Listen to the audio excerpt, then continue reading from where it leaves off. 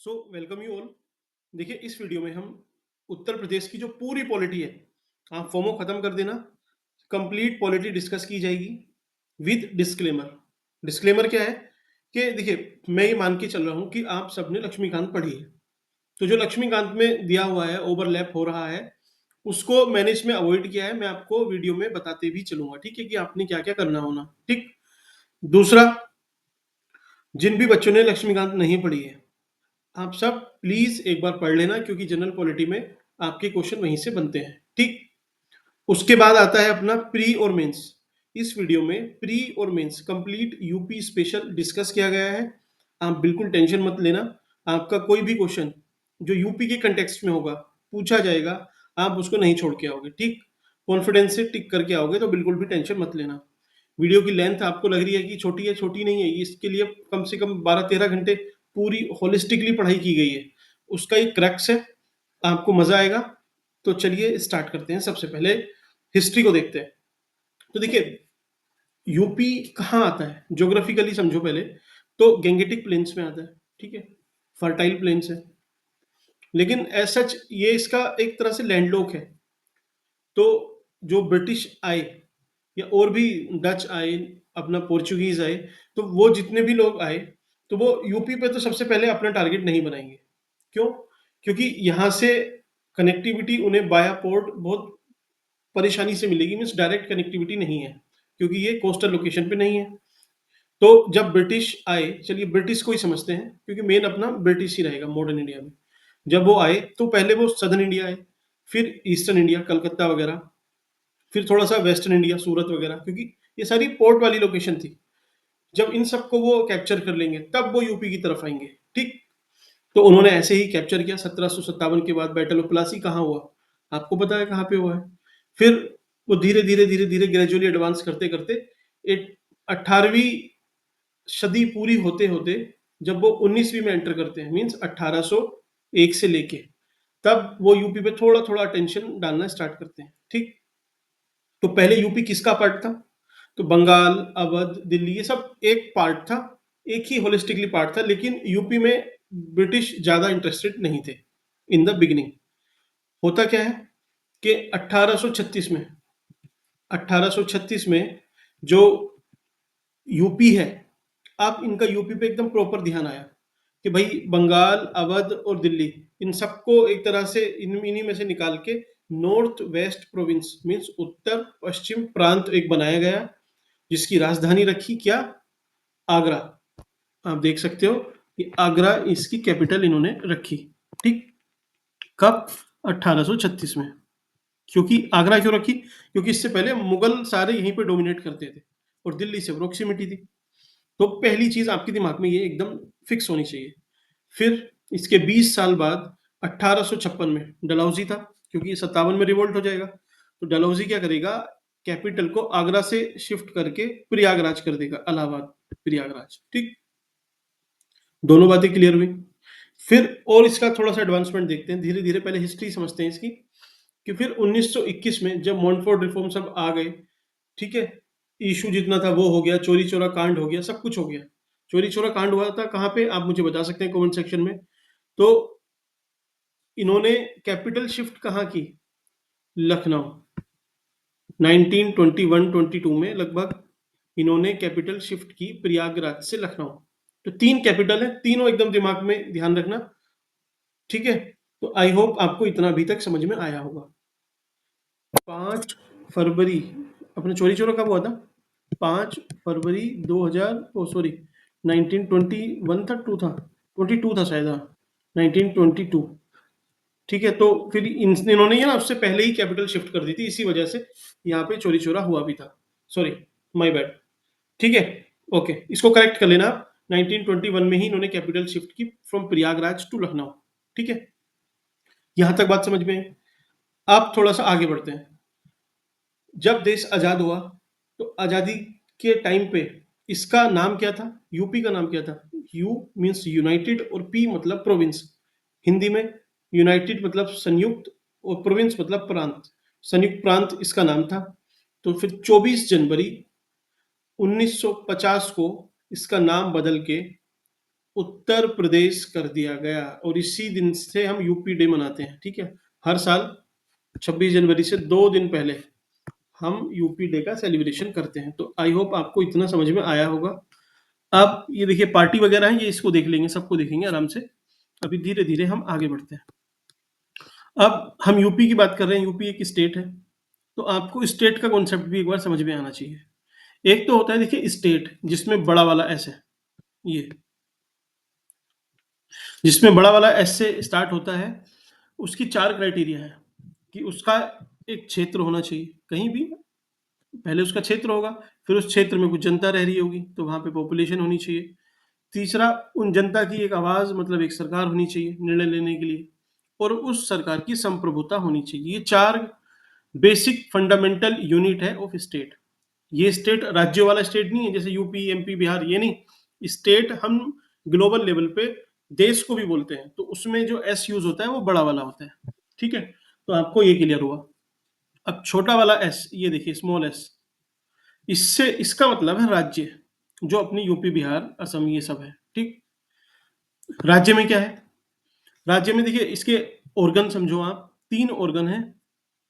पहला है separation of power का कॉन्सेप्ट भी यही है।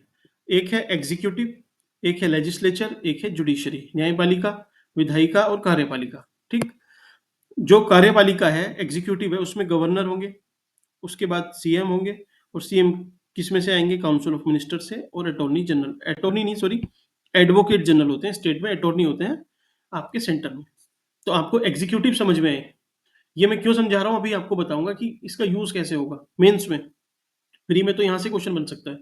लेजिस्लेचर में गवर्नर होते हैं, असेंबली होती है दोनों, जैसे केंद्र में होती है Lok Sabha plus Rajya Sabha plus president, ऐसी यहाँ पे प्रेसिडेंट की जगह गवर्नर, राज्यसभा की जगह काउंसिल, और लेजिस्लेट जो अपना लोकसभा है, लोकसभा की जगह असेंबली, ठीक? तो लगभग वैसा सही क्राइटेरिया रहता है। आई होप आपने भी ऐसे ही पढ़ा होगा। जुडिशरी, जुडिशरी देखिए सेंट्रल लेवल पे तो सुप्रीम कोर्ट है, लेकिन स्टेट लेवल पे हाई कोर्ट होते हैं, और हाई कोर्ट के नीचे होते हैं सबऑर्डिनेट कोर्ट। तो ये आपको एक मोटा मोटा खाका तैयार हुआ दिमाग में। अब इसको मैं मेंस में आपको यूज करना बताता हूँ कैसे। वो अगर पूछता है कि डेमोक्रेसी में या कुछ भी क्वेश्चन पूछे डेमोक्रेसी से रिलेटेड, या एज सच आपको पता नहीं है कि रिफॉर्म क्या क्या करने हैं to enrich our democracy. India is known as mother of democracy. तो हमें इसको और ज़्यादा प्रमोट करने के लिए हमें क्या क्या रिफॉर्म करने की ज़रूरत है, कुछ भी पूछे, मीन्स डेमोक्रेसी या फिर जो इंडियन पॉलिटी इन जनरल पूछे, तो आपके दिमाग पे ना इधर उधर की बातें मत सोचना। आपको पॉइंट निकालने में बहुत दिक्कत होगी कि भाई डेमोक्रेसी, मदर ऑफ डेमोक्रेसी, हमें फिर से स्थापित करने के लिए क्या करना होगा। तो दिमाग में कहाँ से पॉइंट आ रहे हैं अभी नहीं पता आपको। आप बस यहाँ से सोचना कि अच्छा, सरकार सरकार के 3 ऑर्गन है, एग्जीक्यूटिव, तो हाँ पहले हमें एग्जीक्यूटिव पे ध्यान देना पड़ेगा, भाई काउंसिल ऑफ मिनिस्टर अच्छे हों, डिपार्टमेंट सही हो, ठीक है? जो सेपरेशन ऑफ पावर का कॉन्सेप्ट है वो भी अच्छे से फॉलो हो, ठीक? फिर लेजिस्लेचर कि हाँ, लेजिस्लेचर में भी रिफॉर्म होनी चाहिए। कैसे रिफॉर्म? कि भाई जो चुन के आते हैं वो उनके लिए एक मिनिमम बार होना चाहिए कि इतने एजुकेशन क्वालिफिकेशन होनी चाहिए, वीमेन होनी चाहिए, अलग अलग वर्ग के लोग होने चाहिए उसमें, ठीक है? तो आप इस तरह से लिख सकते हो। फिर जुडिशरी की भी, जुडिशरी हमारी एकदम टेक्नोलॉजिकल एनरिच होनी चाहिए, स्पीडी जस्टिस होना चाहिए, सही। तो इस तरीके से आप लिख सकते हो आई होप, ठीक है? फिर 2-4 पॉइंट लिख देना कि पब्लिक अवेयरनेस और जो सोशल अवेयरनेस है। तो इन सब चीज़ों से आप जो ब्लैंक माइंड था उससे आपके दिमाग पे एक तरह से कुछ कैनवास तैयार हुआ। यही पर्पस होता है सही तरीके से पढ़ने का। आपके लिए कुछ नहीं पढ़ना है।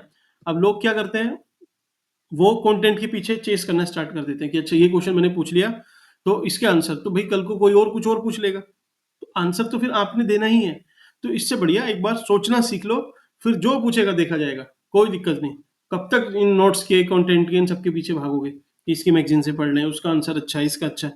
मत पढ़ो उस चक्कर में, सोचना सीखो। धीरे धीरे आएगा, एक दिन में नहीं आएगा। आप देखते चलो, आपको कब आ जाएगा आपको पता भी नहीं चलेगा, ठीक? चलिए अब तुम्हें थोड़ा सा ना आप सबको एक स्ट्रक्चर बताता हूँ। स्ट्रक्चर कैसा? आप सब, हम इंडियन पॉलिटी में ऑब्वियसली डे टू डे हम इसको ऑब्जर्व भी करते हैं और इससे रिलेट भी करते हैं, ठीक है? ये हमें अफेक्ट भी करती है, डेली हमारी लाइफ को टच करती है। तो हमें पता होना चाहिए एटलीस्ट कि भाई है क्या पॉलिटी, ठीक है? तो चलिए इसके लिए कुछ पेन हम तो चलिए इंडियन पॉलिटी में एक बार आपको जो स्ट्रक्चर है, एडमिनिस्ट्रेटिव स्ट्रक्चर है, आपने बहुत रेयरली कहीं पढ़ा होगा तो वेरी गुड, लेकिन क्योंकि मुझे नहीं लगता कि ऐसे विदाउट एक बार स्ट्रक्चर आपको बताए आपको पॉलिटी की सही समझ होगी भी, ठीक?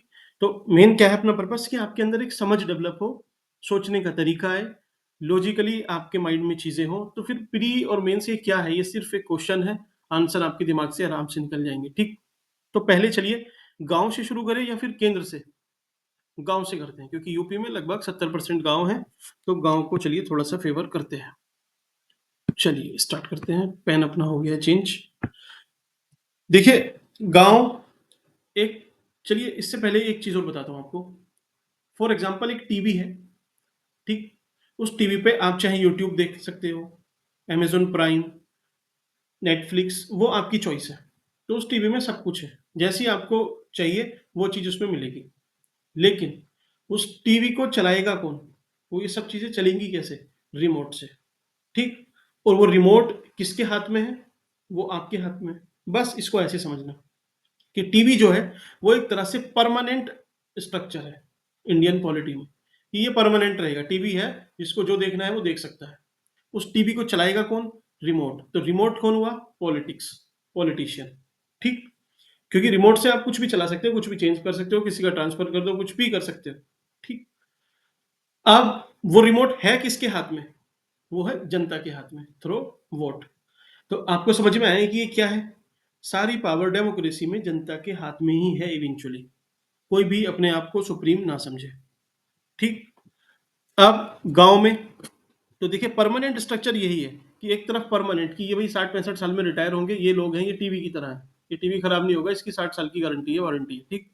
दूसरा रिमोट है जो खराब भी हो सकता है, गिर सकता है, कुछ भी हो सकता है उसके साथ, या फिर गुस्से में कोई फेंक भी सकता है उस रिमोट को। तो रिमोट क्या है? वो चेंज हो सकता है, वो टेम्परेरी है। तो ऐसा ही स्ट्रक्चर है, बिल्कुल नीचे से ऊपर तक देखना।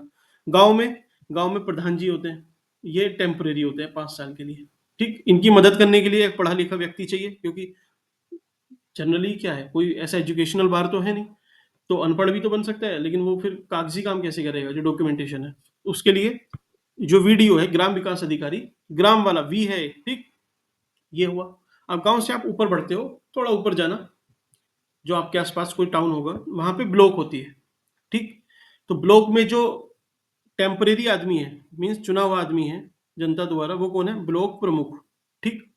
इसकी मदद के लिए भाई पढ़ा लिखा व्यक्ति कौन है परमानेंट? वो है वीडीओ, ब्लॉक डेवलपमेंट ऑफिसर। समझ में आया? ब्लॉक से ऊपर जाओ आप, तहसील। तहसील में जो पढ़ा लिखा व्यक्ति है वो है तहसीलदार, ठीक? और क्योंकि तहसील का स्ट्रक्चर डिस्ट्रिक्ट और ब्लॉक के बीच में फंस जाता है, तो तहसील के लिए एज सच कोई पॉलिटिकल पोस्ट नहीं है, क्योंकि तहसील का एक तरह से ऑफिस वर्क है, ठीक? लेकिन क्योंकि स्ट्रक्चर में है, हमारे एडमिनिस्ट्रेटिव स्ट्रक्चर में है, इसलिए मैंने आपको ये बताया। अब इसके ऊपर चलते हैं, जिला। तो जिले में चुन के कौन आता है? जिलाध्यक्ष। जिलाध्यक्ष आते हैं ना, तो जिलाध्यक्ष हो गए, ये आपका एक तरह से पॉलिटिशियन है। और जो परमानेंट आदमी है वो है डीएम साहब, हमारे डिस्ट्रिक्ट मजिस्ट्रेट, ये डीसी, डिस्ट्रिक्ट कलेक्टर भी बोलते हैं इनको, अलग अलग स्टेट में अलग अलग नाम है। तो आपको समझ में आया, एक तरफ चल रहा है परमानेंट, एक तरफ चल रहा है टेम्परेरी। तो ये ऐसा नहीं कि ऊपर जाके खत्म हो जाएगा, ऊपर भी है। स्टेट में सीएम है टेम्परेरी, परमानेंट कौन है? चीफ सेक्रेटरी, क्योंकि सीएम अनपढ़ हो सकता है, पढ़ा लिखा कौन? अपना चीफ सेक्रेटरी, ठीक? उसको ज्ञान देने के लिए। फिर टेम्परेरी ऊपर पीएम, प्रधानमंत्री हो सकते हैं, उनको जो ज्ञान देगा वो कौन देगा? परमानेंट आदमी, कैबिनेट सेक्रेटरी। तो ये पूरा स्ट्रक्चर है। आप किसी डिपार्टमेंट में भी जाओगे ना, सपोज एजुकेशनल डिपार्टमेंट या एजुकेशन मिनिस्ट्री है, तो एजुकेशन उसमें सचिव भी होगा, वो मंत्री को असिस्ट करने के लिए होगा। तो सब में यही स्ट्रक्चर है। तो हमने एकदम वर्टिकली स्ट्रक्चर समझा। अब चलते हैं अपना थोड़ा सा आगे लेके आपको। स्टेट में जो प्रथम व्यक्ति है वो कौन है? गवर्नर। गवर्नर का आर्टिकल है 153, आपने लक्ष्मीकांत में पढ़ा होगा, ठीक? एज कितनी है? ये बेसिक बेसिक सा है, 35 साल चाहिए। ये मैंने इसलिए लिखा है कुछ फैक्ट इसमें, जिससे आपका एक तरह से रिवीजन हो जाए और जो मोस्ट इंपॉर्टेंट है वो छूटने ना पाए, ठीक? टर्म गवर्नर की 5 साल है, लेकिन इसको पहले भी हटाया या फिर कहीं पे बैठाया जा सकता है, ठीक? एक गवर्नर 2 या 2 से ज़्यादा स्टेट का भी गवर्नर रह सकता है, ये भी इम्पोर्टेंट है, इसलिए मैंने इसको मेंशन किया है। रिवीजन हो जाएगा आपका। भाई सैलरी कितनी मिलती है? 3.5 लाख। समझ में आई बात? और इनको ओथ कौन दिलाते हैं? वो है chief justice of high court. जैसे प्रेसिडेंट को कौन दिलाते हैं? तो chief justice of supreme court, centre में, स्टेट में ये। ठीक। अभी कौन है? आनंदीबेन पटेल, गुजरात से हैं। अब ऐसा प्री का तो इतना मसला अपना हो गया तैयार। पूछता कहाँ से है? पूछेगा आपसे जो इससे रिलेटेड कंट्रोवर्सी होगी। तो कंट्रोवर्सी तो जो भी पूछेगा वो करंट की होगी, हम तब देखेंगे। लेकिन सजेशन तो पहले कमेटियों ने दिए हुए हैं, हम सजेशन पढ़ लेते हैं ताकि पूरा अपना ओवरऑल आंसर तैयार हो जाए। तो जो पहला प्रशासनिक सुधार आयोग था, ठीक है, administrative reform commission 1966, Morarji Desai इसके अध्यक्ष थे। इन्होंने बोला था कि गवर्नर जो है वो अपॉलिटिकल होना चाहिए, मतलब उसका राजनीतिकरण नहीं होना चाहिए, गैर राजनीतिक व्यक्ति को हमें गवर्नर बनाना चाहिए। तो जब आप सजेशन पूछा जाए तो आप ये लिख देना, ठीक है, अपने मन से मत लिखना, ये कोट करके लिखना, आपका काम सही हो जाएगा। फिर आया राजमन्नार आयोग 1970 में। ये प्रीलिम में भी पूछता है, एज इट इज पूछ लेगा कि कौन सा कब आया। ठीक। तो इन्होंने 3 रिकमेंडेशन दी मेन। पहली दी कि जो गवर्नर है उसको राज्यों की सहमति से, जो स्टेट है, चीफ मिनिस्टर साहब हैं, उनकी सहमति से इनका अपॉइंटमेंट होना चाहिए। ठीक। अगली दी कि जो 356 है, प्रेसिडेंट रूल लगा देते हैं गवर्नर, उसको हमें लगभग डिलीट कर देना चाहिए, क्योंकि इससे बहुत ज़्यादा मिसयूज होता है। अब देखिए आई कब थी ये? 1970 में। तो उस टाइम पे क्या है ना, इमरजेंसी की पृष्ठभूमि एक तरह से तैयार हो रही थी, या फिर अलग अलग स्टेट में जो गैर कांग्रेस सरकारें हैं वो बननी स्टार्ट हो गई थी, तो इस वजह से वहां पे प्रेसिडेंट रूल बहुत लगता था। तो जब तमिलनाडु का ये आयोग बना हुआ था, तो इन्होंने जो रिकमेंडेशन दी, तो आप सोच सकते हो कि क्यों दी होंगी और कैसी रिकमेंडेशन है। बस सोचना है आपने। और इन्होंने बोला एक चीज और, तीसरी सजेशन थी कि गवर्नर को बस एक ही बार अपॉइंट करना है। ऐसा नहीं कि उसको 5 साल से फिर बढ़ा के या कहीं और का, फिर उसके बाद कहीं और, फिर कहीं और, ऐसे नहीं, एक ही बार एक जगह कहीं पे बिठा दो, 5 साल बाद काम उनका पूरा। चलिए, सही बात है, सही है गलत वो एग्जामिनर डिसाइड करेगा, या फिर आपका क्वेश्चन डिसाइड करेगा, आपको बस लिख के आना है। अगला है सरकारी आयोग 1980। ठीक।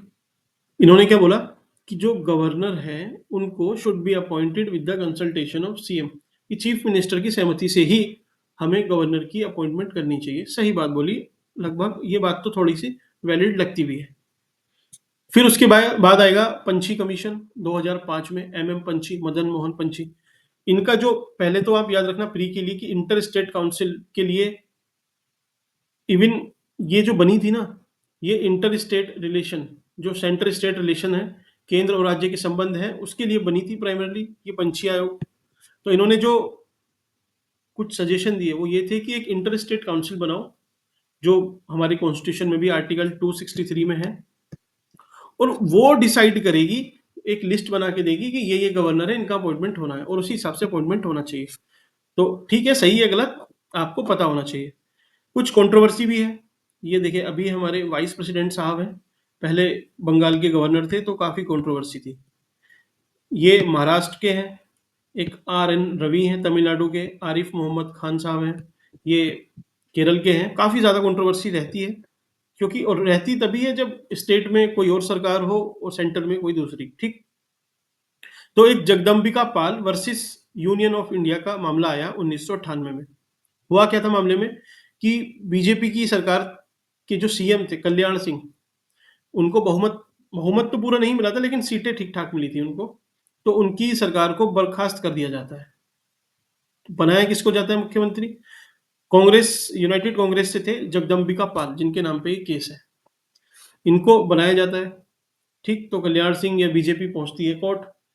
कोर्ट में ये बोला कि जो गवर्नर है उन्होंने कैसे डिसाइड कर लिया कि भाई इसको सीएम बनाना है। जो डिसीजन है सीएम बनाना है नहीं बनाना है, वो गवर्नर के घर पे तय नहीं होगा, वो तय होगा on the floor of the house. तो जो सदन है उसी की पटल पे तय होगा कि कौन सीएम बनेगा कौन नहीं, जिसको बहुमत सिद्ध करना है वो वहां पे करेगा। तो 225 के साथ कल्याण सिंह बन गए थे सीएम। ठीक है, इनको हटना पड़ा। तो ये एक केस था, आप कहीं कोट कर सकते हो। एक केस इंपॉर्टेंट एसआर बोमई का भी है, ये कर्नाटक के सीएम थे 1994 का, काफी फेमस केस है। इसमें भी यही बात थी, सुप्रीम कोर्ट ने बोला था कि floor of the house decide करेगा, मीन्स जो सदन की पटल है वो डिसाइड करेगी कि किसको बहुमत है किसको नहीं है। गवर्नर आर्बिट्ररी या फिर अपनी डिस्क्रिशन से डिसाइड नहीं कर सकते। अभी फिर भी थोड़ा सा इसमें एम्बिग्यूटी है, करते हैं, लेकिन चलिए इसमें क्या कर सकते हैं, पॉलिटी है तो। अच्छा, इसी से रिलेटेड है आर्टिकल 200, जो ये बोलता है कि कोई भी गवर्नर प्रेसिडेंट के लिए किसी भी स्टेट के बिल को प्रिजर्व या फिर अपने पास रख सकता है। ठीक, रोक सकता है, विदहोल्ड कर सकता है। तो ये है, एक्चुअल में मत जाना, पूछता नहीं है यहाँ से। अब गवर्नर आपने पढ़ा, उसके बाद सीएम साहब को पढ़ना। सीएम आर्टिकल 164 क्या बोला है कि एक काउंसिल ऑफ मिनिस्टर होगी जिसमें सब लगभग सेम ही होंगे और उसका हेड होगा सीएम। ठीक, और सीएम की सलाह पे काउंसिल ऑफ मिनिस्टर तैयार होगी। तो चलिए एक बार आपको थोड़ा इसका कॉन्सेप्ट भी बताता हूँ। ये असेंबली है, सपोज दिख रहा है आपको असेंबली क्या, और थोड़ा सा आपसे वाइडर पर्सपेक्टिव समझते हैं। एक मैं हूं और एक आप है, हम दोनों में किसी बात को लेके कुछ विवाद हुआ, कोई डिबेट हुई, झगड़ा हुआ। मैं बोलूंगा कि मैं सही हूँ, आप बोलोगे कि आप सही हो, लेकिन दोनों में से एक सही होगा। ठीक है, कोई भी बात के लिए, जैसे मैं बोल दूं कि कोई एक कलर है कि या तो ये लाल है या काला है, तो मैं बोल रहा हूँ कि नहीं लाल है, आप बोल रहे हो काला है, लेकिन है तो वो एक ही रंग का। तो उसका अगर डिसीजन करना है तो ये क्या करेंगे, ये 10 लोगों को और बुलाएंगे, ये भी 10 लोगों को बुलाएगा, बोले आप डिसाइड कर लो। तो यहाँ भी 10, यहाँ भी 10, इन्होंने फिर से ऐसे बोला, इन 10 के 10 ने बोला कि नहीं ये लाल है, इन्होंने बोला कि ये काला है, तो यहाँ पे फिर मामला टाई हो गया। तो ये और बड़े रीजन को बुलाएंगे, बोले 10 लाख लोग बुला लो, 10 लाख में भी मामला टाई हो गया, तो बोला 1 करोड़ बुला लो। तो ऐसे ऐसे चीजें बढ़ती जाएंगी। ठीक, तो इसीलिए हमारा एक पॉलिटिकल स्ट्रक्चर तैयार हुआ कि ये सपोज ये असेंबली है। ठीक, जो जनता है 1 करोड़ की, अब 1 करोड़ लोग तो असेंबली में बैठ नहीं सकते, तो आप एक काम करो, इस 1 करोड़ में से कुछ सब मान लीजिए कि 100 लोगों को सेलेक्ट करके भेजो असेंबली में। ये लोग डिसाइड करेंगे कि सही क्या है, काला या सफेद है, वो ये डिसाइड करेंगे। ठीक, अब इन 100 लोगों की असेंबली है, ये पूरी असेंबली होगी। ठीक, चलिए कलर चेंज करते हैं, इसको रेड रखते हैं। ठीक, ये असेंबली होगी पूरी। अब असेंबली में भी इतने सारे लोग हैं, 100 लोग हैं, 100 लोगों की एक सहमति बनाना थोड़ा सा टफ है, या फिर डिसीजन लेने के लिए थोड़ा सा मुश्किल होता है। डे टू डे हो तो और ज्यादा मुश्किल है। तो इसी में से इन्होंने सेलेक्ट किया काउंसिल ऑफ मिनिस्टर कि नहीं भाई ये हमारे मंत्री है, ये मेन मेन आदमी है जिन्हें हमें लगता है कि ये ज्यादा अच्छे से डिसीजन ले सकते हैं। तो काउंसिल ऑफ मिनिस्टर तैयार हुए। अब कुछ और मैटर ऐसे होते हैं, जैसे सिक्योरिटी का मैटर है जिसपे पाकिस्तान ने अटैक किया, तो आपको इमीडिएट एक्शन लेना है, तो आपको इमीडिएट लोगों को बुलाना पड़ेगा। तो काउंसिल ऑफ मिनिस्टर में सपोज हुए 40-50 लोग, तो भाई 50 लोगों को एक साथ बुलाना और वो एक जगह हो, ये भी अपने आप में मुश्किल है। तो ये फिर बनती है कैबिनेट। कैबिनेट कि भाई ये और कम लोग हैं, सपोज ये बस 15 लोग हैं, इनको बुलाना भी आसान है क्योंकि कोई वित्त मंत्री है, कोई होम मिनिस्टर है, कोई पीएम है और सीएम है, सॉरी, और कोई फिनेंस मिनिस्टर, ऐसे सब करके हैं कि क्योंकि ये ज़्यादातर यहीं रहते हैं, कैपिटल में ही रहते हैं, इनको फटाफट बुला के हम डिसीजन ले सकते हैं। इसके बाद एक और चलती है छोटी सी किचन कैबिनेट, लेकिन वो अब थोड़ा सा कम हो गया है। तो आपको ऐसा समझ में आए कि ये बनती क्यों है काउंसिल्स वगैरह। तो ऐसा ही है काउंसिल ऑफ मिनिस्टर, सीएम। ठीक, आर्टिकल 356 किससे रिलेटेड है, आप मुझे कमेंट सेक्शन में बता सकते हो। यूपी में इसका यूज 10 बार हुआ है, याद रखना, पूछ सकता है कितनी बार राष्ट्रपति शासन लगा है उत्तर प्रदेश में, अब तक 10 बार। ठीक, अगला है 91st कॉन्स्टिट्यूशनल अमेंडमेंट 2003, इसको बिल्कुल रट लेना, याद कर लेना, इसके चांसेस बहुत ज्यादा रहते हैं पूछने के। इसमें क्या था कि भाई जो काउंसिल ऑफ मिनिस्टर है, जो मैंने आपको भी बताया कि ये ऐसे तो इतने सारे लोग हैं, किसी को भी आप कुछ भी बना दो, नहीं, क्योंकि भाई 15% मैक्सिमम होनी चाहिए आपकी जो टोटल स्ट्रेंथ है। सपोज स्ट्रेंथ आपकी है 400, यूपी की 403 है, लेकिन 400 लेके चलते हैं मोटा मोटा, तो 15 × 4 मीन्स 60 लोग, 60 आपके काउंसिल ऑफ मिनिस्टर में आ सकते हैं, 15%। और मिनिमम कितने आ सकते हैं, मिनिमम 12 लोग। ये 12% नहीं है, ध्यान रखना, कंफ्यूज मत हो जाना, 12 लोग बस। तो बस ऐसे याद रख लेना, 12 से 60 के बीच में, 60 में ये 62-63 हो सकता है, क्योंकि सीट 403 है, 61 होगा मैक्सिमम। ठीक, तो आपको समझ में आया। अब चलिए देखते हैं गवर्नर कौन थे पहले और फिर हमारे सीएम साहब। तो पहले जो गवर्नर थे, गवर्नर थी बोल लीजिए, वो थी सरोजनी नायडू यूपी की। ऐसे बहुत लंबी लिस्ट है लेकिन उससे कोई फायदा नहीं है, आपको फर्स्ट का पता होना चाहिए और प्रेजेंट का, बस बीच के तो कितने रटोगे। तो सरोजनी नायडू, ये फोटो लगा है, आप देख सकते हैं। सीएम कौन थे हमारे पहले, वो थे जीबी पंत, गोविंद वल्लभ पंत साहब, ठीक। इनके नाम पे यूनिवर्सिटी भी है, उत्तराखंड में है, ठीक। और जो दूसरे थे, दूसरा भी मैंने नाम डाल दिया इसमें कि इनके बाद कौन बने थे, वो थे संपूर्णानंद। तो पंत और फिर संपूर्णानंद, और अभी कौन है, योगी जी, ठीक। तो आई होप आपको सीएम साहब के बारे में कुछ एक आइडिया मिला होगा। अब देखते हैं असेंबली। असेंबली क्या है, वही जो मैंने आपसे बोला था कि भाई लोग डिसाइड डिसाइड नहीं कर पा रहे, तो उन्होंने चुन के कुछ लोग भेजे कि भैया आप डिसीजन लो हमारे लिए। तो उसको, ये सपोज यूपी की असेंबली है, ठीक है, ये काउंसिल ऑफ मिनिस्टर है शायद यूपी की, ठीक। तो इसमें है क्या, सीट कितनी है पहले आपको पता होना चाहिए, 403 है। पहले 4 थी लेकिन एक एंग्लो इंडियन की थी, वो हटा के 403 हो गई, ठीक। लीडर ऑफ ऑपोजिशन, जो विपक्ष के नेता हैं, जो अभी अखिलेश यादव जी हैं, तो वो बनने के लिए आपको 1/10 जो टोटल स्ट्रेंथ है उसका 10% आपको आना चाहिए। कितना होगा, लगभग 40 के समथिंग होगा। इतनी सीट अगर आपकी है तो आप विपक्ष के नेता बन जाओगे, जिसकी रैंक ऑलमोस्ट कैबिनेट मिनिस्टर की जितनी होती है, उसको वैसे ही सब चीजें मिलती हैं। अगला बचता है कोरम की, चलिए आप सदन तो है चल रहा है, लेकिन उसको चलाने के लिए मिनिमम कितने लोग चाहिए।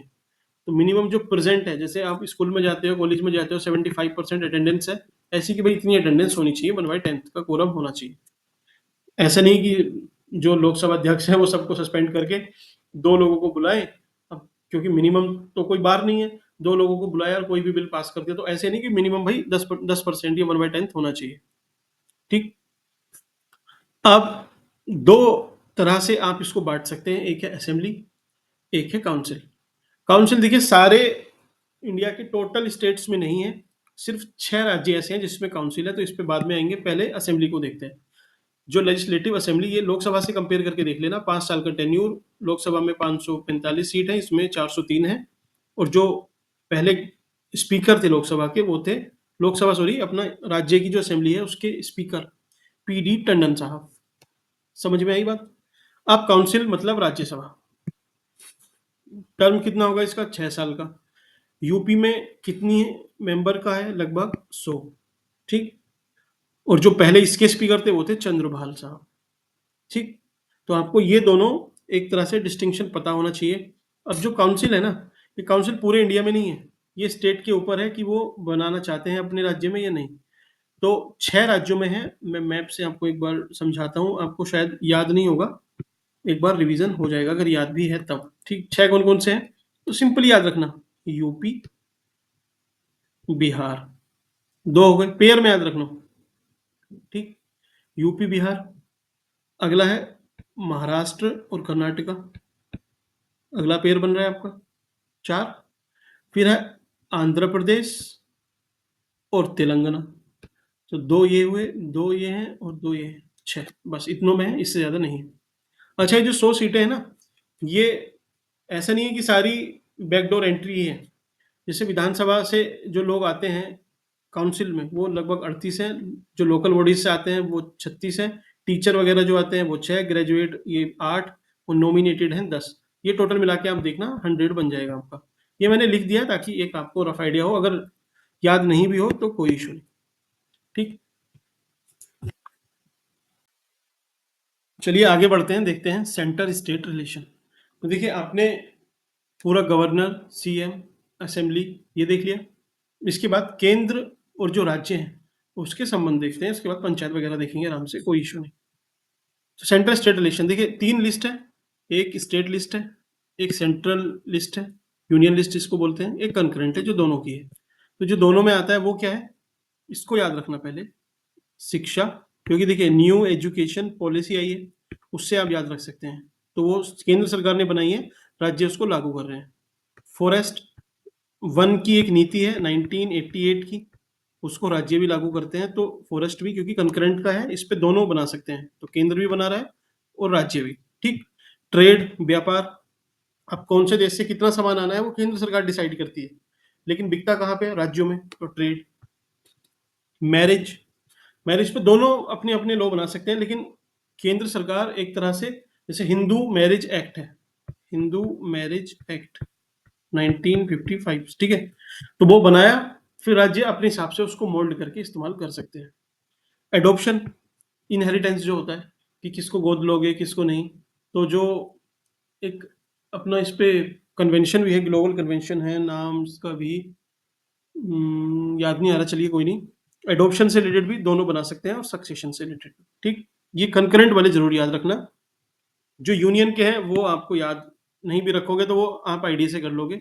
स्टेट के थोड़े से देख जाना, जैसे पुलिस, एग्रीकल्चर, इरिगेशन, सिंचाई, एग्रीकल्चर, पुलिस, छोटे मोटे जो छिटपुट हैं वो सब स्टेट के हाथ में है, ठीक। आपको ये चीज समझ में आई? तो ज्यादा किसके पास होंगे? सबसे ज्यादा जो नंबर होंगे वो केंद्र सरकार के पास आएंगे, शायद 97 के जितने सब्जेक्ट हैं इनके पास। उसके बाद दूसरे नंबर पे स्टेट के हाथ में आएंगे, कितने? 61 के समथिंग होंगे, फिर लास्ट में कंकरेंट, ठीक। ये डिवीजन ऑफ पावर है, आप इसको यूज कर सकते हो। ओके, नेक्स्ट, नेक्स्ट है जोनल काउंसिल। जोनल काउंसिल क्या होती है? देखिए, इंडिया को अलग अलग जोन में डिवाइड किया गया है। जैसे आप ज्योग्राफी के हिसाब से समझना, ये चीज, ये नॉर्थ है, ये साउथ है, ये वेस्ट है, ये ईस्ट है। तो नॉर्थ जोनल काउंसिल ये हुई, साउथ जोनल काउंसिल ये हुई, ईस्ट जोनल काउंसिल ये है, और वेस्ट ये है। जो बीच का बचा वो सेंट्रल। समझ में आ गया आपको? सेंट्रल याद होगी आपको, 1 2 3 4 और 5, 5 तो ये हुई, और छठी है नॉर्थ ईस्ट जोनल काउंसिल। तो एक काउंसिल ये है, ये अलग से है, इसके लिए डोनर है, DONEAR, ठीक है, मिनिस्ट्री, ये department of north east region का है, ठीक। तो ये जो जोनल काउंसिल है, ये, इसके अध्यक्ष कौन होते हैं? पहले तो आपको ये पता होना चाहिए, अध्यक्ष अपने अमित शाह जी हैं, होम मिनिस्टर। होम मिनिस्टर इसके अध्यक्ष होते हैं। आप थोड़ा सा ना नाम याद रखना, जैसे जो नॉर्थ जोनल काउंसिल है उसमें आप कश्मीर, लद्दाख, हिमाचल, हरियाणा, राजस्थान, दिल्ली, पंजाब, ये सब देख सकते हो आप, ये आएंगे, ठीक। अभी बीच वाले मत याद रखना। साउथ के आप देख लो कि भाई आंध्रा, तेलंगाना, कर्नाटक, केरल, तमिलनाडु, तो ये जितने द्रविडियन स्टेट है ये आ गए, दोनों क्लियर हुए। वेस्टर्न में आप देख लो, राजस्थान के नीचे से देखना, गुजरात, महाराष्ट्र, मध्य प्रदेश, ठीक है, ये आपके वेस्टर्न में आ गए। ईस्टर्न में आपके कोलकाता, बिहार, झारखंड और उड़ीसा, ये ईस्टर्न में है। सेंट्रल में कौन कौन बचे? सेंट्रल में बचा आपका उत्तराखंड, यूपी, अपना बचता है छत्तीसगढ़, यूके, यूपी, छत्तीसगढ़, और शायद एमपी, एक बार चेक कर लेना, एमपी शायद इसी में आता है, सेंट्रल जोन में आता है। तो आप एक मोटा मोटा आइडिया रखना। बस आपको क्या याद रखना है वो ये है कि गोवा किसी भी जोन में नहीं आता, अंडमान एंड निकोबार ये सेपरेट है, लक्षद्वीप भी अलग है, ठीक, दमन एंड दीव भी अलग है। तो ये एक्सेप्शन है, एक्सेप्शन को याद रखना। जो जनरल चीजें उन्हें याद नहीं रखना होता, याद किसे रखना होता है? एक्सेप्शन जो होते हैं। ऐसा ही एक मुद्दा है इंटर स्टेट काउंसिल। जो राज्य हैं, अलग अलग राज्य हैं, उनकी एक परिषद बनेगी, काउंसिल बनेगी। ये हमारे कॉन्स्टिट्यूशन के आर्टिकल 263 में दिया गया है, ठीक है। सरकारिया कमीशन ने भी इसकी रिकमेंडेशन की थी, सरकारिया कमीशन 1980, आपको याद रखना है बिल्कुल, प्री का ये मोस्ट प्रोबेबल क्वेश्चन है, ठीक। तो फिर 1990s में, 1990 में हमारे प्रेसिडेंट ने इसका गठन किया, फॉर्मेशन किया।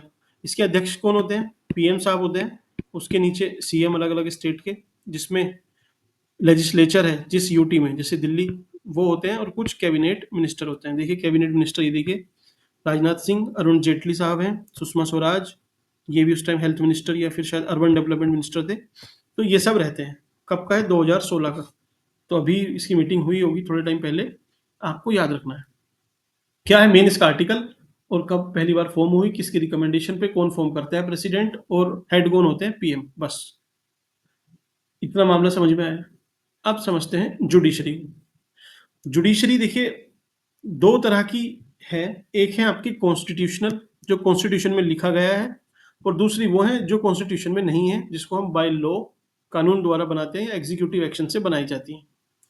ठीक, तो पहले हम समझते हैं जो कॉन्स्टिट्यूशनल है। तो कॉन्स्टिट्यूशन में क्या आएगा, जो हाई कोर्ट है हमारे, तो 1857 की क्रांति के बाद जो कोर्ट बनने स्टार्ट हुए, क्योंकि न्याय को हमें थोड़ा सा ठीक करना था, उस टाइम ब्रिटिश को लगा, तो उन्होंने 1862 में 3 हाई कोर्ट बनाए। एक था कलकत्ता, दूसरा मद्रास, तीसरा Bombay.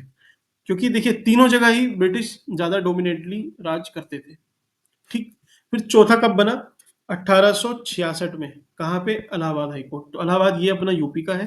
Allahabad high court, Prayagraj high court, ये चौथा हाई कोर्ट था इंडिया का, 1866 में बना। इसकी स्ट्रेंथ होनी कितनी चाहिए, आइडियली कितने जज इसमें होने चाहिए, वो है 160। अभी सरकार ने क्या काम किया है, इसकी स्ट्रेंथ शायद पहले 76 थी, बढ़ा के 120 कर दी है। मीन्स अभी प्रेजेंट टाइम पे 120 जज इसमें अपॉइंट हो सकते हैं। लेकिन हाल ही में, आज जब हम ये वीडियो रिकॉर्ड कर रहे हैं 2024 में, तो 102 जज ही इसमें है। तो ये आइडियल हुआ, जो सरकार चाहती है वो इतना है, और जो प्रेजेंट टाइम है वो इतना है। ठीक, इसके बाद आते हैं जिला और सत्र न्यायालय, डिस्ट्रिक्ट एंड सेशन कोर्ट। तो ये दीव का, इसको छोड़िए, लेकिन ये क्या है, हाई कोर्ट के नीचे होते हैं। ठीक है, क्योंकि पब्लिक सर्विस कमीशन से गवर्नर इसको अपॉइंट करते हैं, ऐसे करके आते हैं। यहाँ से क्वेश्चन एज सच नहीं पूछता। ठीक है, मेन पूछता है वो एक्स्ट्रा कॉन्स्टिट्यूशनल जो होते हैं, जैसे fast track court. Fast track court ये किसी कानून में नहीं बना है, ना तो ये संविधान में है, ना ही इसको किसी भी लॉ से बनाया गया है। ये जो फिनेंस कमीशन थे, 11th फिनेंस कमीशन, उन्होंने इसकी अनुशंसा या फिर रिकमेंडेशन की थी। क्या बोला था कि लगभग देश में 1700 फास्ट ट्रैक कोर्ट बनने चाहिए, और ये 5 साल में इनको बना के जितने भी मामले हैं, आज तो देखिए 5 करोड़ हो गए, उस टाइम पे कम थे, बोला उतने मामले सारे आप निपटा के इसको खत्म कर देना। बात सही थी, लेकिन अलग अलग राज्यों ने बनाई नहीं। सबकी अपनी अपनी कुछ पॉलिटिकल कंपल्शन होते हैं, तो थोड़ा दुखद है, लेकिन हाँ, ऐसा था। अगला है नालसा। ठीक है, नालसा और लोक अदालत, इसके लिए देखिए एक एक्ट बना था 1987 का, इसमें लिखा भी हाँ ये है 1987 का एक्ट था, नालसा एक्ट ही उसको बोलते हैं। और ये इम्प्लीमेंट कब से स्टार्ट हुआ, 1995 से। इसमें ये था कि जो गरीब हैं, जो वीमेन हैं, जो सोशली बैकवर्ड हैं, ठीक है, ट्राइबल्स हैं, तो न्याय के लिए देखिए आपको कोई ना कोई लॉयर हायर करना पड़ता है। तो भाई वो तो आम आदमी तो उसको एक्सेस कर ही नहीं सकता है, उसकी फीस इतनी हाई होती है हियरिंग की। तो इसमें क्या था कि इनकी निशुल्क मदद की जाएगी, जो लोग असमर्थ हैं। ये कानूनी इसको एक तरह से दर्जा दिया गया है, ताकि लोगों को न्याय मिल सके। इम्प्लीमेंट कब से हुआ, 1995 में। तो यहीं से कॉन्सेप्ट निकल के आया लोक अदालत का, कि भाई इससे बढ़िया कि हम उसको एक सरकारी वकील प्रोवाइड करके हाई कोर्ट, सुप्रीम कोर्ट पहुंचाए, तो क्यों ना हम, जो भी व्यक्ति न्याय चाहता है, उसके लिए वहीं लोकली एक लोक अदालत बना के उसके मामले वहीं निपटा दे, ताकि ऊपर तक आए ना। तो तब वहां से जन्म हुआ लोक अदालत का। ठीक, लोक मीन्स पब्लिक कोर्ट, पब्लिक ही नेचुरल जस्टिस पे अपना काम करती है। अगला है 2 अक्टूबर 2009 को, गांधी जयंती को, ग्राम न्यायालय, क्योंकि इन्होंने ग्राम स्वराज की परिकल्पना की थी गांधी जी ने, तो ग्राम न्यायालय का कॉन्सेप्ट लेके आए कि भाई गांव में न्याय देना चाहिए, क्योंकि गांव में ज्यादा जनता है। आज भी लगभग 67% लोग इंडिया के गांव में ही रहते हैं। तो जितनी भी ज्यादा कंट्रोवर्सी या फिर जो केसेस हैं, लिटिगेशन है, वो गांव से ही निकलेंगे ज्यादातर। तो आप गांव में ही उसको, अब गांव में कोर्ट नहीं है, मुकदमे ज्यादा गांव से निकलते हैं, तो वो बाहर जाते हैं, बेचारे परेशान होते हैं। तो भाई गांव में ही कोर्ट बनाओ, मोबाइल कोर्ट बनाओ, एक तरह से मोबाइल कोर्ट है, कि कहीं भी जाके किसी भी गांव में कोई मसला हुआ, वहां पे जाके अपना फैसला सुना के मामला निपटा के आ गए। तो इससे क्या होगा कि जो हाई कोर्ट है, सुप्रीम कोर्ट है, उन पे ज्यादा बर्डन नहीं हो पड़ेगा। नहीं तो अगर नीचे से मामला नहीं सुलटा, तो यही जाके फिर पेंडेंसी बहुत हाई हो जाती है। ठीक, अगला है ई कोर्ट। ई कोर्ट क्या है, तो ऑनलाइन कोर्ट चल रहे हैं। ठीक है, आप ऑनलाइन सर्विस ले सकते हो, आप ऑनलाइन एक तरह से एविडेंस प्रोवाइड करा सकते हो, आप हियरिंग भी कर सकते हो।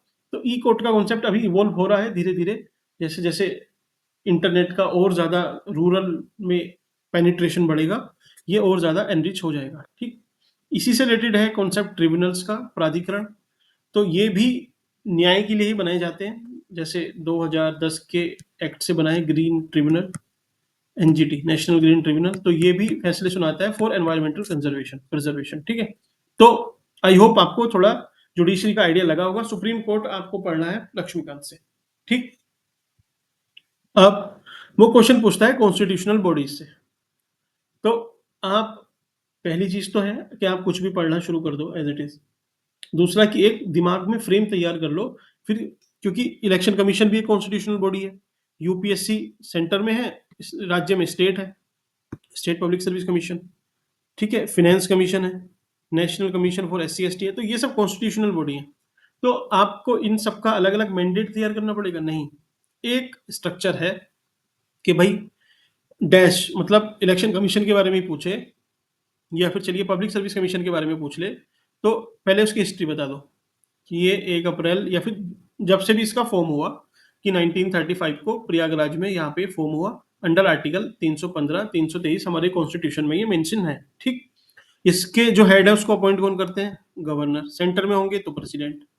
रिमूव और रिजाइन कैसे किया जाता है? ठीक है, रिजाइन कर सकते हैं या फिर इनको गवर्नर हटा भी सकते हैं। काम क्या होते हैं? रिक्रूटमेंट, भर्ती देना, सरकार को सलाह देना, एनुअल रिपोर्ट तैयार करना, रूल्स एंड गाइडलाइंस बनाना, ठीक। प्रॉब्लम एंड सॉल्यूशन, इससे आपका आंसर तैयार है। अब वो कुछ भी पूछे, भाई इलेक्शन कमीशन का पूछ रहा है तो आप बता दो, स्टेट का पूछे या सेंटर का पूछे, कि भाई कब बना, इसकी हिस्ट्री क्या थी, कि भाई कब बना, इलेक्शन कराने के लिए 1950s में तैयार हुआ। अपॉइंट कौन करता है? तो हमारे प्रेसिडेंट करते हैं। रिमूव रिजाइन कैसे करते हैं? काम क्या होते हैं? कि भाई इलेक्शन करवाना, ये यहाँ जैसे भर्ती था, यहाँ पे इलेक्शन कराना, सलाह देना राष्ट्रपति को, एक रिपोर्ट भी तैयार करना, रूल्स एंड गाइडलाइंस बनाना, मॉडल कोड ऑफ कंडक्ट बनाना। तो आपने ये लिख दिया, कुछ प्रॉब्लम लिख देना 2-3 और फिर समाधान, काम खत्म। कुछ भी पूछ ले, एक फ्रेम बना लो, बस उससे लिख दो। जैसे नेशनल कमीशन और SC ST, तो आप लिख देना ना कि ये कब हमारे कॉन्स्टिट्यूशन के किस आर्टिकल में है, कौन अपॉइंट करता है, कैसे रिजाइन करते हैं, काम ये है, समस्या ये है, समाधान ये है, बात खत्म। तो ऐसे आपने स्मार्टली थोड़ा सोचना सीखना है, ठीक है। ये ऑडिटर जनरल, ये सब ठीक है, इसमें कुछ ऐसा है नहीं। देखिए ये बॉडी एक बार देख लेना कि कौन कौन सी कॉन्स्टिट्यूशनल है, कौन कौन सी नॉन कॉन्स्टिट्यूशनल है। तो कॉन्स्टिट्यूशनल वो है जो संविधान में मेंशन है, जिनके लिए कोई आर्टिकल मेंशन है कॉन्स्टिट्यूशन में, जैसे election commission, UPSC, SPSC, finance commission 280, national commission of SC ST, linguistic, CAG, attorney, advocate, ये सब है। अगला है नॉन कॉन्स्टिट्यूशनल कौन कौन सी है, तो planning commission, NDC, human right commission, central information commission, vigilance commission, CBI, Lokpal या लोकायुक्त। तो आई होप आपको ये समझ में आया। और चलते हैं इसके बाद पॉलिटिकल पार्टीज पे। ये थोड़ा सा इस पे प्री में भी क्वेश्चन पूछ सकता है, और ये यूपी स्पेसिफिक है। देखिए पॉलिटिकल पार्टीज हम बना कैसे सकते हैं, क्यों बना सकते हैं? क्योंकि हमारे कॉन्स्टिट्यूशन का आर्टिकल 19 हमें इस चीज के लिए अलाउ करता है, पहली बात। दूसरी बात, एक एक्ट है RPA, representation of people act 1951, उसकी सेक्शन 29A है, जो बोलती है कि इंडिविजुअल या ग्रुप ऑफ पीपल साथ मिलके एक पार्टी का गठन कर सकते हैं, टू रेज देयर वॉइसेस, अपनी आवाज उठाने के लिए या अपने हितों की रक्षा के लिए, ठीक। याद रखना, RPA 1951 सेक्शन 29A, धारा 29A, हिंदी में अगर किसी को लिखना हो तो, ठीक। देखिए इसका रोल क्या है पॉलिटिकल पार्टीज का? तो रोल है पहला रिप्रेजेंटेशन, कि हमारी तुम्हारी सबकी समस्याओं को एक तरह से रिप्रेजेंट करना, और वहीं से लखनऊ में जाके रिप्रेजेंट करना, और फिर लखनऊ से पॉलिसी बनाना, ताकि हमारी जो भी समस्याएं हैं उनका समाधान हो सके, पहली बात। दूसरा कि पार्टी बनने से क्या होता है, ज्यादा पार्टी हो जाएंगी, मल्टी पार्टी हो जाएंगी, तो अच्छा कंपटीशन होगा, जो कि एक डेमोक्रेसी के लिए बहुत हेल्दी है। मल्टी पार्टी डेमोक्रेसी बहुत हेल्दी है, ठीक। अब रूलिंग और अपोजिशन दो चीज होती है, तो एक मतलब अपना वाद रखेगा, अपने पॉजिटिव रखेगा, ये पॉजिटिव रखेंगे किसी पॉइंट के, लगभग ये उसके नेगेटिव रखेंगे, जो गलतियां होंगी, क्रिटिसिज्म होगा, अपोजिशन वो रखेगा। इससे हमारी पॉलिसी मेकिंग बहुत रेशनल बनती है, और बहुत अच्छे से लोगों को वो फायदा पहुंचाती है, ठीक। और क्या काम होता है इन पॉलिटिकल पार्टीज का? तो देखिए एक तो सरकार है, जो अभी हमारे CM साहब है, एक हम पब्लिक हैं, तो हमारे बीच की कड़ी कौन सी है? ये पॉलिटिकल पार्टीज ही तो है, समाजवादी पार्टी हो, बीजेपी हो, ठीक है, बहुजन समाज पार्टी हो, तो ये एक ब्रिज का काम करती है। हम पार्टी को बोलेंगे, पार्टी वाले अपने CM से बोलेंगे, और फिर CM आपके लिए कुछ काम करेंगे। फिर कोई दिक्कत आएगी, हम जो भी हमारा कार्यकर्ता होगा, हमारा विधायक होगा, उससे बोलेंगे बीजेपी से या फिर SP से, वो सीएम साहब से बोलेंगे, सीएम साहब हमारे लिए काम करेंगे। ठीक। लास्ट पॉइंट है कि पब्लिक वेलफेयर, जन कल्याण के लिए पॉलिटिकल पार्टीज की काफी बड़ी भूमिका है। तो आपको आई होप समझ में आया। ये मोटी मोटी पार्टी हैं, जैसे आईएनसी 1885 में बनी, सीपीआई 1925 में, कम्युनिस्ट पार्टी जो मार्क्स वाली थी चाइना के वॉर के बाद बनी 1964 में, बीजेपी 1980 में, बहुजन समाज पार्टी 84 में, और एनसीपी 1999 में। ठीक। ये राष्ट्रवादी कांग्रेस है, ये यूपी में नहीं है लेकिन नेशनल लेवल पे इसकी प्रेजेंस है। तो चलिए थोड़ा सा पॉलिटिकल पार्टीज को भी हम देख लेते हैं। इस पे क्वेश्चन पूछा गया है 2023 में प्रीलिम में। तो पहले तो आपको इस टाइमलाइन से ही आपका क्वेश्चन बन जाएगा, क्योंकि उसने पूछा हुआ था समाजवादी पार्टी और बीएसपी में कौन सा पहले फॉर्म हुआ। उससे आपका आंसर आ रहा था। तो बीएसपी 1984 में बनी, लेकिन देखिए उससे पहले सबसे पहले बीजेपी है। जो यूपी की कुछ मेन पार्टीज हैं उसमें सबसे पुरानी बीजेपी है। ठीक है। 1980s में तो वैसे फॉर्म हुई, लेकिन ये पहले से जनसंघ के रूप में प्रेजेंट थी। ठीक। अगली पार्टी बनती है बहुजन समाज पार्टी, जिसके जो फाउंडर थे वो माननीय कांसीराम जी थे। फिर बहन जी अपनी मायावती जी मुख्यमंत्री बनी यूपी की, पहली महिला मुख्यमंत्री, जो अपने आप में एक वीमेन एम्पावरमेंट का बहुत बढ़िया एग्जाम्पल है। ठीक। उसके बाद समाजवादी पार्टी, ये 1992, ये एक आंदोलन से निकली हुई पार्टी है, जिसे 2 अक्टूबर को गांधी जयंती है, उसके 2 दिन बाद से ये फॉर्म हुई। ठीक है। मुलायम सिंह यादव इसके अध्यक्ष थे। उसके बाद एक आती है अपनी आईडी, सॉरी पार्टी, अपना दल। अपना दल ये बहुत एकदम लेटेस्ट फॉर्म हुई है 2016 में। इसकी जो प्रेसिडेंट है वो है अनुप्रिया पटेल जी, अभी ये मंत्री हैं केंद्र सरकार में। तो आप देख सकते हैं। एक और बस्ती है अपनी आरएलडी, राष्ट्रीय लोक दल। इसमें शायद मेंशन नहीं है, चलिए मैं आपको इधर लिख देता हूँ। आरएलडी, राष्ट्रीय लोक दल, ये 1996 में अजीत सिंह अजीत सिंह ने फॉर्म की। तो 1996 या 1999 इन दोनों में से है, लेकिन ये इसी टाइम की पार्टी है। ठीक। अजीत सिंह जी ये वेस्टर्न यूपी की पार्टी है, पर्टिकुलरली जैसे ये यूपी है इस बेल्ट की पार्टी है। ठीक। तो अपनी सारी पार्टी हो गई। यहीं से पूछेगा, अगर कुछ भी उसे पूछना है तो यहीं से पूछेगा, उसके फाउंडर पूछ लेगा, उसका फॉर्मेशन पूछ लेगा। ठीक। बस क्रोनोलॉजी में उसको अरेंज करने के लिए पूछ लेगा, इससे ज्यादा तो ऐसा कुछ इस पे बनता नहीं। अब इन पार्टीज के साथ देखिए मेंस में क्वेश्चन भी पूछता है कि इशू क्या है। तो जो नेशनल लेवल पे इशू है वही स्टेट में है, क्योंकि ऐसा थोड़ी है कि राष्ट्र में कुछ और पार्टी है, यहाँ कुछ और पार्टी है। जितनी भी पार्टी है यूपी में वो सारी लगभग उनकी एक तरह से नेशनल, भले ही वो रजिस्टर्ड नहीं हो, जो इलेक्शन कमीशन ऑफ इंडिया पे हैं, वो नेशनल पार्टी का उनको दर्जा भले ही प्राप्त ना हो, लेकिन इनका नेशनल एक रिकॉग्निशन है, क्योंकि हर पार्टी से लगभग 1-2 मंत्री केंद्र की सत्ता में रहते ही हैं। ठीक। चैलेंज क्या है?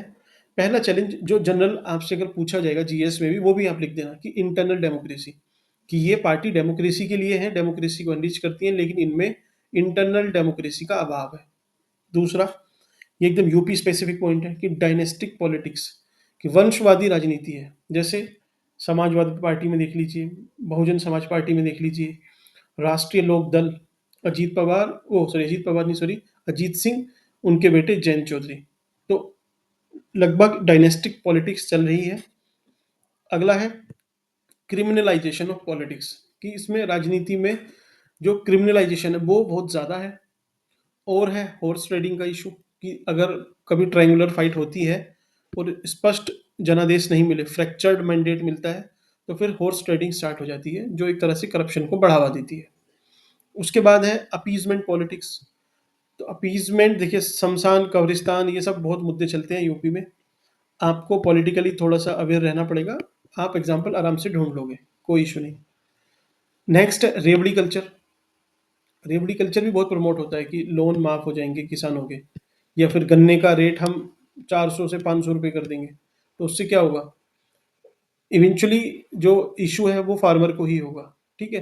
तो रेवड़ी कल्चर प्रमोट होता है। एनिमोसिटी, कि यहाँ पे राजनीति में आपस में बहुत ज़्यादा एक तरह से झगड़े हैं।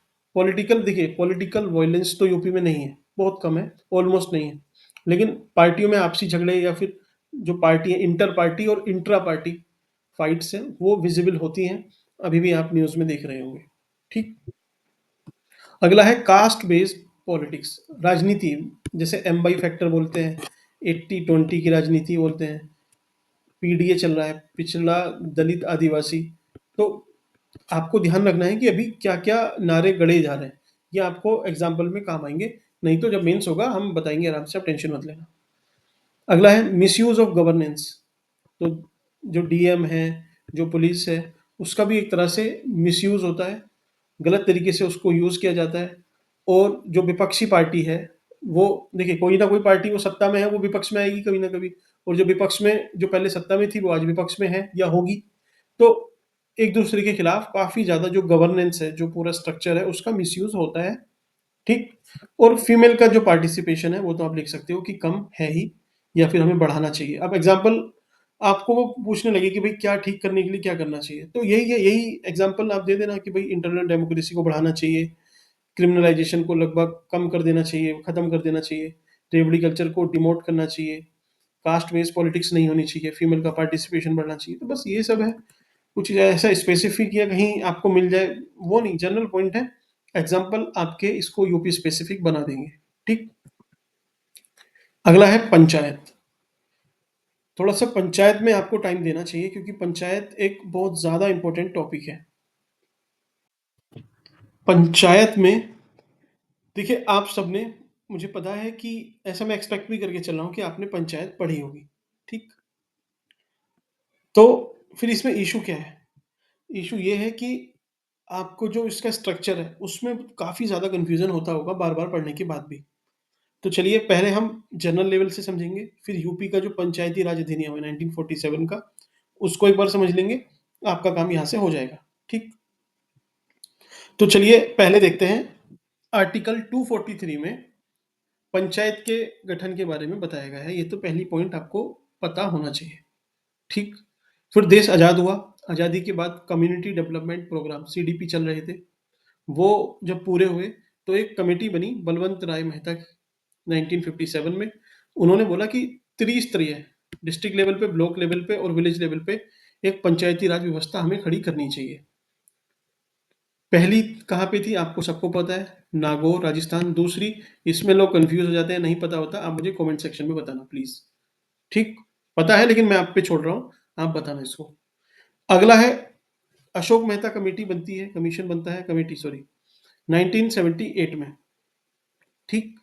इमरजेंसी जैसे ही लगभग खत्म हुई, मोरारजी देसाई की सरकार आई, अशोक मेहता कमेटी अपनी रिकमेंडेशन देती है। इन्होंने बोला कि नहीं भाई, 3 स्तर पे नहीं, 2 स्तर पे बनाओ, एक जिला एक मंडल। चलिए, तो आपको जिला मंडल नहीं, बस ये याद रखना है कि इन्होंने 2 स्तरीय की बात की थी, इन्होंने 3 की। ठीक।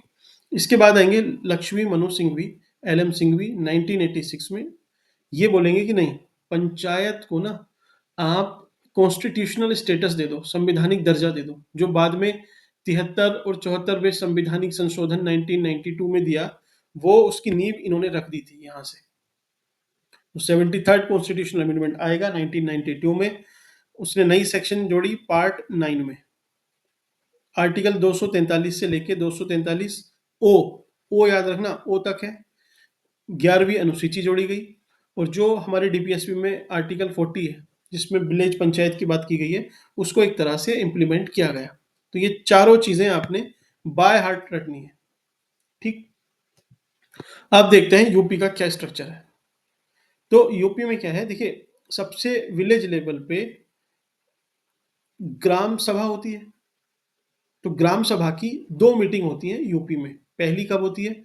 वो होती है खरीफ की फसल कटने के बाद, जस्ट बाद, जैसे अक्टूबर नवंबर में फसल कटती है खरीफ की, एक मीटिंग ग्राम सभा की तब होगी। दूसरी मीटिंग होगी रबी की फसल कटने के बाद। रबी कब होती है? मार्च अप्रैल में कटती है, तो लगभग तभी मीटिंग इसकी हो जाती है। तो ग्राम सभा पे आपको ये याद रखना है, क्योंकि सबसे नीचे ग्राम सभा है, उसके ऊपर ग्राम पंचायत होती है, गांव में ग्राम पंचायत। तो ऐसा सच ये इंपॉर्टेंट नहीं है, लेकिन इसके ना कभी आपसे अगर बाय द वे पूछ लिया उसने, तो सिर्फ वही लोग इसका आंसर कर पाएंगे जिसने या तो यूपी बहुत अच्छे से पढ़ के गया है, या फिर वो ये वीडियो देख के गया है। ठीक। तो उसमें क्या है कि ग्राम पंचायत में अगर किसी गांव में 1000 लोग के समथिंग हैं, या 1000 लोग उससे ज्यादा हैं, तो वहां पे 9 मेंबर की ग्राम पंचायत बनेगी। इसके बाद 2000 लोगों का भी क्राइटेरिया है, लेकिन मैं 2 पे आपको नहीं लेके जाऊंगा, सीधे 3 में ना 13 में, इससे याद रह जाएगा आपको। 3000 या उससे ज्यादा की है तो 13 मेंबर, तो बस इतना याद रख लेना, 1000 के लिए 9 और 3 में ना 13 में, दोनों चीज आपको याद हुई। ग्राम पंचायत की जो बैठक है वो हर 30 दिन में एकदम मस्ट है, कंपलसरी है, इसको आपने याद रखना है। 30 दिन में, एक महीने में, तो साल में 12 बार ये बैठेंगे, ठीक। बैठना चाहिए इस हिसाब से, लेकिन इसमें एक चीज और है, अगला फंडा, कि 2 बैठक में 2 महीने से ज्यादा का वक्त नहीं लगेगा। तो मतलब 2-2 महीने अगर आप लगा रहे हो तो 6 बार तो आपको मस्ट है बैठना। तो जो ग्राम पंचायत है उसकी बैठक हर 2-2 महीने में ऑलमोस्ट होगी। और जो भी कार्य चल रहा है गांव में, उसका मंथली रिव्यू होगा। तो ये एकदम स्पेसिफिक हो गया यूपी को। आपसे अगर मेंस में पूछा जाएगा तो आप बहुत स्पेसिफिक लिख के आओगे, एग्जामिनर भी अप्रिशिएट करेगा। ठीक है, तो ये आपको थोड़े से फैक्ट याद रख लेना। अगला, चलिए थोड़ा सा आपको गांव का एक स्ट्रक्चर और समझाता हूँ। देखिए, लोकल लेवल पे ग्राम सभा है, ग्राम सभा, ग्राम पंचायत, उसके ऊपर क्षेत्र पंचायत और फिर जिला पंचायत, ये पूरा स्ट्रक्चर हुआ। अब जैसे ग्राम प्रधान है, तो अगर वो चुन के आया, ठीक, तो उसको वोट किसने दिया? जो भी मतदाता सूची में है और 18 साल की उम्र वो पार कर चुके हैं, तो वो सब पार्ट बन जाते हैं ग्राम सभा का, ग्राम सभा। तो ये चुनते हैं प्रधान को, प्रधान जी को। पंचायत सीरीज आपने देखी होगी। तो जब ग्राम प्रधान को इन्होंने चुना और ग्राम प्रधान थोड़ा सा खराब निकला, तो उसको हटाया कैसे जाएगा? तो उसकी प्रक्रिया है, बहुत से लोगों को ये पता नहीं होगा, चलिए इसीलिए मैंने इसको डाला है। वो क्या करना है, ग्राम सभा को पहले 15 दिन पहले प्रधान को नोटिस देना है कि प्रधान जी, हम आपको हटाएंगे, चाहे कुछ भी हो। तो प्रधान भी थोड़ा सा तैयारी करेगा कि यार मेरे जो भी वोट थे उनको मैं थोड़ा सा कंसोलिडेट करता हूँ, 15 दिन का टाइम है, तो एक तरह से कंपटीशन हो जाता है, ठीक। तो ग्राम सभा बैठती है 15 दिन बाद। उसका कोरम चाहिए कि 1/3 की, जैसे 300 लोग थे ग्राम सभा में, तो उसका 1/3 मतलब 100 लोग बैठे होने चाहिए। वो फिर डिसाइड करेंगे कि ग्राम प्रधान को हटाना है या नहीं हटाना। ठीक है, वो लोग बैठ गए। बैठने के बाद जो फैसला होगा वो 2/3 बहुमत से होगा, मतलब 100 में से 67 लोग अगर सहमत होंगे कि प्रधान को हटाना है, तब ही ये प्रधान हट सकता है, अदरवाइज नहीं हटेगा। और चलिए, ये सहमत नहीं हुए, बहुमत नहीं मिला, तो प्रधान नहीं हटा, लेकिन लोग चाहते हैं हटाना। तो फिर कब लेके आएंगे अगला प्रस्ताव? वो लेके आएंगे 1 साल बाद। तो 1 साल बाद ही अगला प्रस्ताव आएगा, इसलिए जब मौका मिले तो हटा देना, ठीक। करंट में जो यूपी की सबसे बड़ी ग्राम पंचायत है वो है डासना। डासना गाजियाबाद में है, याद रखना। टोटल कितनी है यूपी में? वो है 57,000 के समथिंग ग्राम पंचायतें हैं, ठीक। इसी से रिलेटेड एक है यूपी पंचायती राज एक्ट 1947 में। ये सब चीजें तो लिखी हुई है, जो मैंने आपको पढ़ाया ये है ही, लेकिन इसके साथ एक कॉन्सेप्ट और था, वो था न्याय पंचायत का। न्याय पंचायत में क्या था कि गांव के लेवल पे न्याय दिया जाएगा, पंचायत ही फैसला करेगी। किस बेस पे? तो नेचुरल जस्टिस के बेस पे। क्या क्या फैसले कर सकती है? तो सिविल मामले भी और थोड़े बहुत क्रिमिनल मामले भी देख सकती थी। ऐसा कहाँ लिखा था कि यूपी पंचायती राज एक्ट की धारा 42 में ये लिखा हुआ था कि मिनिमम 10 मेंबर होंगे न्याय पंचायत में और मैक्सिमम 25, ठीक। 5 साल का इनका टर्म होगा। और इसमें ये बात की गई थी कि अगर कोई न्याय पंचायत का मेंबर है और मुकदमा उसके बच्चे, उसके बेटे, उसके रिश्तेदार के खिलाफ चल रहा है, तो उसको उस फैसले से हटा लिया जाएगा। तो ऐसा कुछ कॉन्सेप्ट था, इससे कंफ्यूज मत होना। यूपी सरकार ने ऑलमोस्ट ये खत्म कर दिया है। 2017 में प्रस्ताव लेके आई थी कि हमें इसे बंद करना है, खत्म करना है। वो प्रस्ताव अभी तक काउंसिल में पारित नहीं हुआ है, लेकिन इसको आप डेड ही समझिए, ये ऑलमोस्ट डेड है। जस्ट फॉर द इंफॉर्मेशन मैंने आपको ये बता दिया, ठीक। नेक्स्ट देखते हैं फाइनेंस कमीशन। फाइनेंस कमीशन, देखिए सेंटर जो है वो स्टेट को भी पैसा देता है और जो लोकल बॉडीज है उनको ग्रांट देता है। किसकी रिकमेंडेशन पे? फाइनेंस कमीशन की। तो जो 15th फाइनेंस कमीशन थे, अभी 16th बनने वाले हैं अपने अरविंद पनगड़िया की अध्यक्षता में। लेकिन जो 15th थे उसके हेड थे एन के सिंह। उन्होंने कुछ रिकमेंडेशन दी थी। उन्होंने बोला था कि जो ग्रांट है, जो गांव को पैसा जाएगा, जो लोकल बॉडीज को पैसा जाएगा, वो 4.36 लाख करोड़ जाएगा। मीन्स 4 4,36,000, 4,36,000 नहीं, 4.36 लाख करोड़, ठीक। उसमें से जो मेजर चंक है वो जाएगा गांव में, 2.4 लाख करोड़, और जो उसका आधा है लगभग 1.2 लाख करोड़ ये जाएगा अर्बन में। क्योंकि गांव देखिए ज्यादा है, हमारे देश में गांव ज्यादा है, अर्बन सेंटर ऑलमोस्ट गांव के आधे से भी आधे ही हैं ऑलमोस्ट, तो इसलिए आधा पैसा इनको जाएगा, ठीक। लेकिन इसमें प्रॉब्लम क्या है? तो प्रॉब्लम आपको इंग्लिश में, हिंदी में आप अपने हिसाब से इसको कर लेना convert. Fund, function, functionaries. Fund मतलब पैसा, फंक्शन मतलब कार्य, और फंक्शनरीज मतलब करने वाले। इनकी समस्या है किसी भी ऑर्गेनाइजेशन में, किसी भी चीज में वो पूछे, आप ऐसे लिख सकते हो कि ये 3 समस्याएं हैं, दिमाग में सोचो, इन 3 के पॉइंट निकालो। कि फंड की, कि भाई जैसे यूपी है उसमें जनसंख्या ज्यादा है, पैसा कम है, तो पैसे से रिलेटेड एक पॉइंट आ गया। अगला कि जो पैसा है भी वो बहुत डिले से ट्रांसफर होता है, तो काम में दिक्कत आती है। अगला पॉइंट लिख लो कि जो टैक्सेस हैं उसका जो पूल है पूरा, जैसे 100% टैक्स है, उसका सिर्फ 5% ही पंचायतों को मिल पाता है, जो अपने आप में कम है। तो पैसे के 3 मुद्दे लिख दिए, इस वजह से पंचायत खराब है। समाधान लिखना हो तो भाई इसके इनके पैसे को बढ़ाया जाए, ग्रांट्स को बढ़ाया जाए। फंक्शन लिख दो।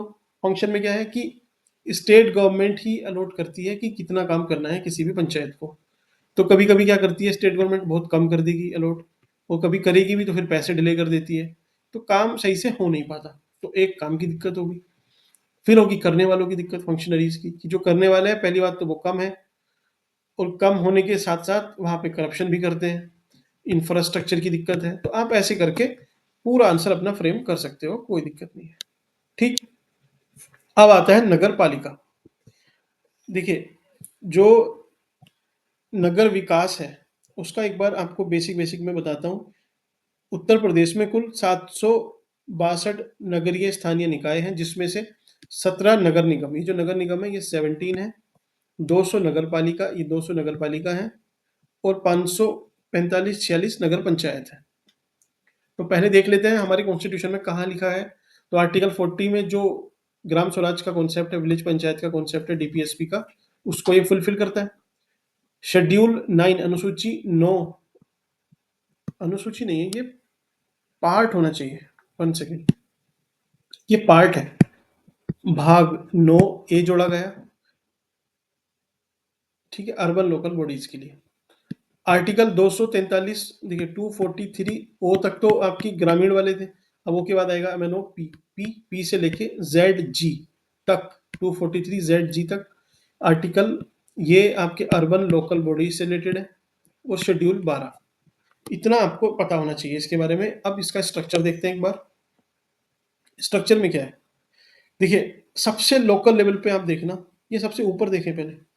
चलिए सबसे ऊपर देखते हैं, जिले के लेवल पे आप समझना एक तरीके से, जो बड़े बड़े होते हैं जहाँ पे 3 लाख से ज्यादा की पॉपुलेशन है, 75% से ज्यादा लोग वहाँ के जो नॉन एग्रीकल्चर एक्टिविटीज है उसमें एंगेज हैं, वहाँ पे नगर निगम बनेगी, ठीक। ऐसी यूपी में 17 है, और यहाँ के जो मेंबर होंगे इस नगर निगम के वो 60 से लेके 110 हो सकते हैं, ठीक। नगर निगम के बाद जो उससे छोटे लेवल पे आएगी वो आएगी नगर पालिका परिषद, ठीक, म्युनिसिपल काउंसिल। यहाँ पे जनसंख्या लगभग 2 लाख से ज्यादा होनी चाहिए, और जो मेंबर है वो लगभग जैसे 110 था उसके आधे हो जाएंगे, 55, 25 से 55 के बीच में, बस ऐसे याद रखना। तीसरा है नगर पंचायत, तो पालिका के और नीचे जो और छोटे लेवल पे वो नगर पंचायत होंगी, जहाँ पे 20,000 से कम की पॉपुलेशन है वहां पे नगर पंचायत होगी। इसके मेंबर लगभग 55 का आधा लगा लीजिए, 27 होगा, लेकिन यहाँ पे 24 है, तो ऐसे आप हाफ हाफ करके याद कर सकते हैं, ठीक। तो पंचायत और पंचायती राज, लोकल बॉडीज, ये सब आपका कंप्लीट हुआ।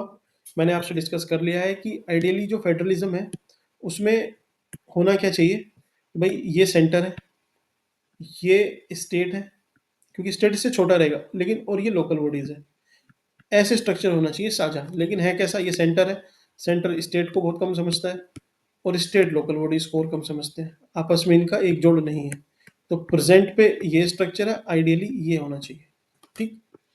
चलिए आगे बढ़ते हैं। अगला टॉपिक है अपना गवर्नेंस। गवर्नेंस इन यूपी या फिर एट लार्ज। आप समझो इस बात को, गवर्नेंस के जो पॉइंट्स हैं आपने एक बार जरूर याद करना है और ये बना के आना है, गवर्नेंस पे क्वेश्चन आए तो इसको अगर मैं आपको ट्रिक से बताऊं तो PRACTISE, नहीं, प्रैक्टिस की स्पेलिंग है क्या? प्रैक्टिस।